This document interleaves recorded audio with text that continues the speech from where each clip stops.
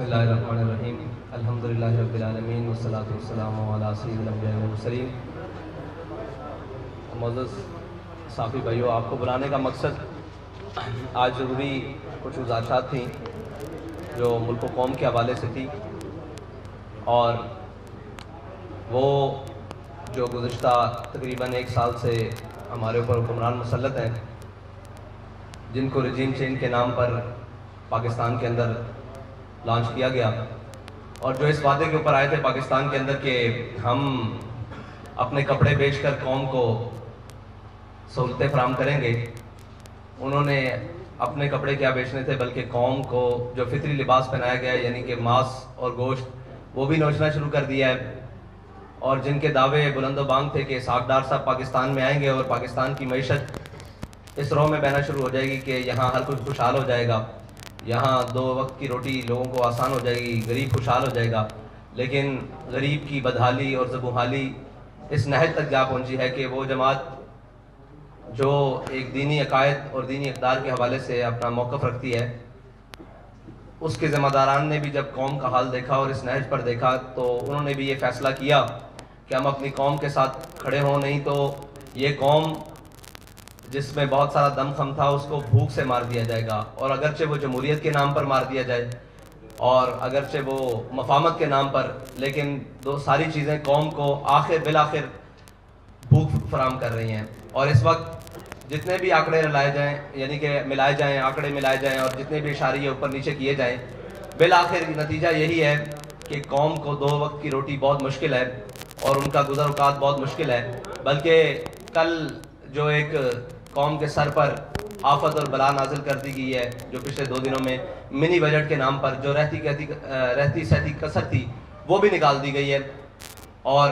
قوم جو آخری سانسیں لے رہی تھی بلکہ ان کی اب کفن بھی نوچنے والی بات ہے، اور اسحاق ڈار صاحب نے کہہ دیا ہے کہ اب جو مر گئے ہیں ان کے اوپر بھی یہ تو کفن اتارنے والی بات ہے۔ یعنی کفن چور حقیقت میں اگر کوئی آج کے دور میں دیکھے تو وہ ہمارے وزیر خزانہ صاحب ہیں،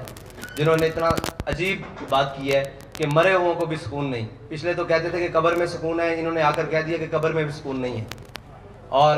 یہ ان کی معاشی پالیسی ہیں کہ انہوں نے بجائے اپنے شاہی پروٹوکول اور اخراجات کم کرنے کے، بجائے کہ سرکاری اہلکاروں کی جناب مراعات کم کرنے کے، بجائے کہ اشرافیہ کے اوپر کوئی جناب بوجھ ڈالنے کے، انہوں نے آسان سا کام ڈھونڈا ہے کہ وہ بجلی، تیل اور گیس کی قیمتیں بڑھا کر قوم کا وہ بھی نچوڑ لیں جو باقی قطرے خون کے جسم میں باقی ہے۔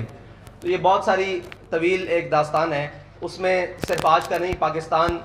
کی عمر تقریباً 75 سال مکمل ہو چکی ہے، 76ویں سال میں داخل ہے اور وہ بھی کچھ ماہ تک مکمل ہونے والی ہے۔ 75.5 سال کا پاکستان جو ہے وہ آج 23ویں مرتبہ IMF کے دروازے پر پھر کھڑا ہے، اور پاکستان کے قرضے جو پچھلے 1 سال میں 23% بڑھ چکے ہیں، اور تقریباً آج کی جنگ اخبار کی رپورٹ کے مطابق تقریباً پاکستان 50,996 ارب تک مقروض ہو چکا ہے، اور اندرونی اور بیرونی جو واجبات ہیں، قرض ہیں، وہ ایک علیحدہ ہے، اور مہنگائی جو تھی وہ 12.3% تھی پچھلے سال، اور جو اب بڑھ کر 25.3%۔ یہ سارے اشاریے ہیں جن کو ہم حکومت ملائے، اپوزیشن ملائے، کوئی بھی ملائے، اور دنیا کا سب سے بہترین اکانومسٹ بھی ملائے، لیکن آخر بات یہ ہے کہ پاکستان کا غریب، پاکستان کے متوسط طبقے اور سارے طبقے پاکستان کے اس وقت مہنگائی کی صورت میں الجھ چکے ہیں، اور بے یقینی کی صورتحال یہ ہے کہ اب پاکستان کی منڈیاں ہوں، پاکستان کے کاروبار ہوں، تجارتی مراکز ہوں،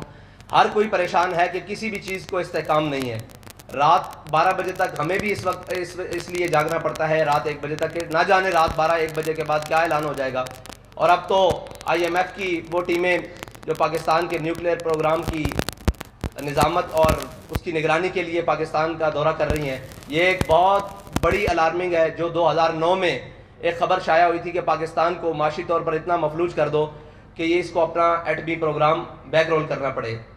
بہت ساری اخبارات کی وہ کٹنگز موجود ہیں آج بھی، لیکن پاکستان کو بالآخر ان نااہل اور ان ناہنجار ذمہ داروں، حکمرانوں پے در پے، اور جن کو 30 سال تجربہ کار اور اہل ثابت کرنے کے لیے باہر سے بھی بلایا گیا، اور قوم کے جتنے پنجابی میں ایک بات کریں چھکرے بکرے تھے ان سب کو ایک جگہ پر اکٹھا کر کے کہا گیا کہ یہ قوم کو جناب بڑا ریلیف دیں گے۔ ان تجربہ کاروں نے جو قوم کی آخری جناب کڑاکے نکالے ہیں، وہ اس وقت قوم چیخنے سے رہی، اور اس حد تک شکنجہ کس دیا گیا ہے کہ اب اگر کسی غریب احتجاج کی طرف سوچتا ہے تو وہ کہتا ہے کہ احتجاج تو کر لوں گا لیکن شام کو اپنے گھر میں کیا لے کر جاؤں گا. اس حد تک قوم کو نچوڑ دیا گیا ہے اور اس حد تک قوم کو لے جایا جا چکا ہے. اس پر ہم نے کہا تھا کہ آپ نے جتنا بھی مہنگائی کی ہے آپ رک جائیں, یہاں پر پیٹرول کی قیمتیں نہیں بڑھائیں, لیکن انہوں نے بضد ہو کر اور صاف ظاہر ہے اپنی عیاشی کمر کرنے کی بجائے یہ بوجھ قوم پر ڈالنے کے لیے انہوں نے پیٹرول کی قیمت پھر بڑھائی ہے. اور اس میں ہمارا اعلان یہ ہے کہ ہم آپ کو پھر 72 گھنٹے کا الٹیمیٹم دے رہے ہیں اور ہمارا یہ آپ سے مطالبہ ہے فی الحال کہ آپ یہ پیٹرول کی دی ہوئی قیمتیں واپس لیں, ورنہ 72 گھنٹے بعد ہم وہ اعلان کرنے پر مجبور ہو جائیں گے جس کے لیے تحریک لبیک پہلے بھی جانی جاتی ہے. تو ہمارا انشاءاللہ وہ اعلان بھی 72 گھنٹوں بعد آ جائے گا, اس کے لیے میڈیا کی ضرورت نہیں پڑے گی, ہم انشاءاللہ اعلان کر دیں گے. آج اس لیے بلایا گیا ہے کہ ہو سکتا ہے بعد میں یہ کہے کہ جی ہمیں وقت دیا جاتا, ہمیں یہ کیا جاتا. آپ کو 72 گھنٹے کا حکومت پاکستان کو تحریک لبیک پاکستان الٹیمیٹم دیتی ہے کہ 72 گھنٹے کے اندر یہ قیمتیں جو تھیں وہ 14 فروری کی رات تک واپس لے کر آئی جائیں, یعنی کہ 250 روپے پیٹرول, یہ جو 22 روپے قیمت بڑھائی گئی ہے. اور عالمی منڈی میں بھی تیل کی قیمتوں میں استحکام آیا ہے, لیکن پاکستان کی ان نا انجار اور جو بظاہر تجربہ کار ٹیم ہے اس نے پاکستان کے وہ سارے معاملات, اور لوگ کہتے ہیں جی کہ خریدا ہوا مہنگا ہے, تو اگر خریدا ہوا مہنگا ہے تو آپ حکمران کس بات کے ہیں,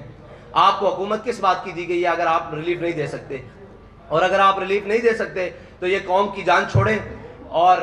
ہم تو انتظار کرتے رہے کہ شاید کسی کو اپنے اقتدار کے علاوہ قوم کے بھی خیال آئے, لیکن کچھ جیل کی جانب چل پڑے اور کچھ جناب قوم کے کپڑے اتارنے کی جانب چل پڑے اور قوم کو نوچنے کی جانب چل پڑے. اس لیے تحریک لبیک پاکستان نے فیصلہ کیا ہے کہ وہ میدان عمل میں رہ کر قوم کے ساتھ انشاءاللہ کھڑی ہوگی. ساتھ بھائی اگر 72 گھنٹے کا آپ نے فنانس منسٹر کو جو وقت دیا ہے, اب اگر نہیں ہوتا تو کیا پھر آپ کوئی نیا مارچ کرنے جا رہے ہیں یا کوئی تھریٹ آئی؟ جی نہیں, یہ تھریٹ نہیں ہے, ہم نے الٹیمیٹم دیا ہے. اس کے بعد تحریک لبیک اپنا احتجاج بھی ریکارڈ کروائے گی اور اپنا جو بھی اس کا اگلا لائے عمل ہے وہ 72 گھنٹے بعد اعلان کر دیا جائے گا. اس میں یہ ہے کہ ہم اپنے کارکنان سے کہتے ہیں کہ آپ قوم کے پاس جائیں اور ان کو بتائیں کہ یہ آپ کے مفاد کے لیے تحریک لبیک پاکستان نے اتنا بڑا قدم لیا ہے اور آپ ساتھ کھڑے ہوں, اور ہر شخص کے پاس, تاجر, کسان اور ہر تنظیموں کے پاس جائیں اور انہیں جا کر بتائیں کہ جو بھی تحریک لبیک کی کال ہو آپ اس کے اوپر لبیک ہیں. السلام علیکم سر, یہ بتائیں کہ بٹوین دی لائن آپ نے ہمیں بتا دیا کہ آپ کیا کرنے جا رہے ہیں, کیا اس طرح کے موٹر ویز یا قومی شاہراہیں بند کریں گے یا کوئی اور اس طرح کا لائن عمل ہے؟ نہیں, ہم ہر وہ کام کریں گے جس سے قوم کو فائدہ حاصل ہو. سر ہم آپ کے پاس خبر لینے آئے ہیں, تھوڑا سا اشارہ تو بتائیں نا. جی آپ کو خبر دے کر جا رہے ہیں کہ 72 گھنٹے بعد آپ کو بہت بڑی خبر ملے گی. اور کوئی سوال نہیں؟ بھائی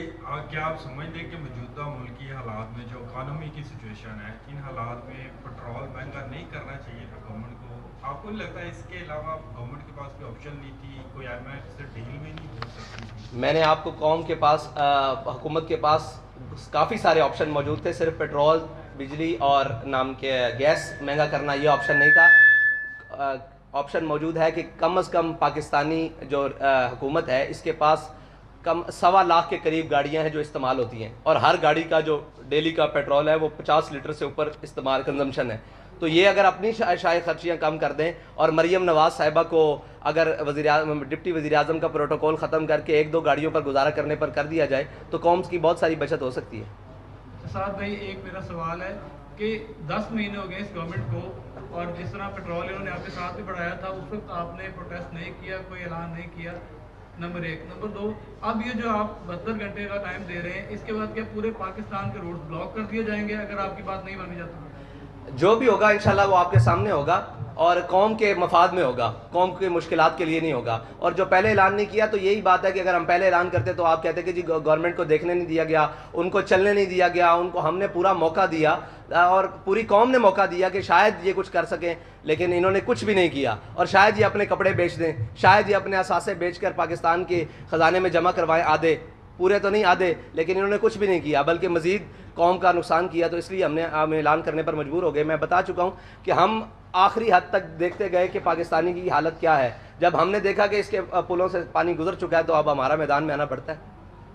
سر